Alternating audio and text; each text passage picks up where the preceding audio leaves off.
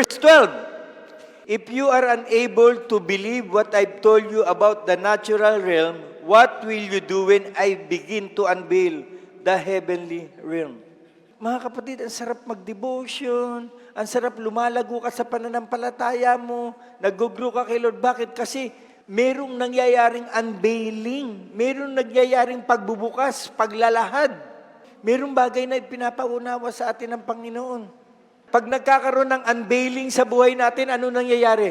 Nakikita mo kung ano yung mabuti, kung ano yung kaaya-aya, at nakikita mo kung ano yung perfect will ng Lord. Yung perfect, tingnan mo, kapag nananalangin ka, ang lagi mong hinahanap, Panginoon, dalangin ko, mangyari ang kalooban mo sa buhay ko. Kasi hinahanap mo yung perfect eh. Hindi ka nagdidesisyon pag wala ang word ni Lord. Lord, papasok ba ako sa trabaho na to?